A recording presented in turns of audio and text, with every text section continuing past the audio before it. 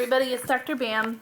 I'm going to do a little bit of video support for this Unit 1 Concept 9 assignment.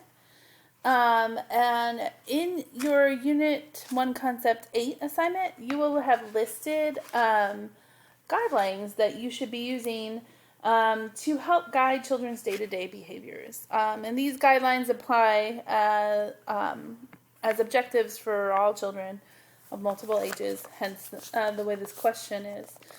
So to clarify for this question, I want you to take each of the three guidelines. So you should have listed three guidelines in Unit 1 Concept 8. You may want to, if you want to verify with me that those were correct, have me go check the assignment really quick. I will usually be able to do that in at least a 24-hour turnaround.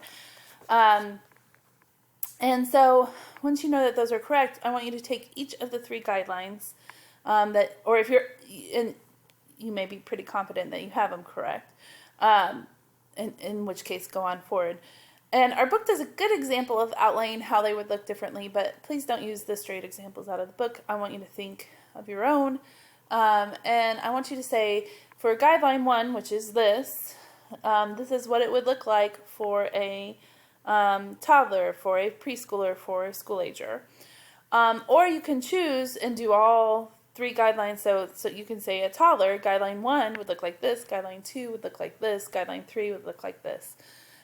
So because the way we would share and try to build the use of these guidelines would vary based on the age of the children because of their ability to understand and receive the concept.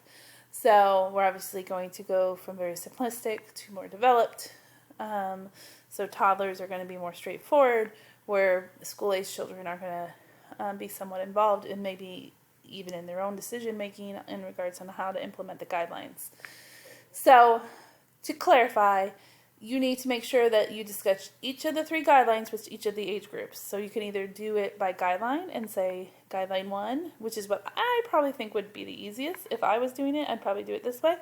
Guideline 1, infant, toddler, school age. Toddler, preschool, school age. Guideline 2, toddler, preschool, school age.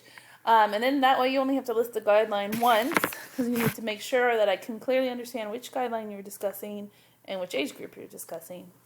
Or you can do infant, toddler, or toddler.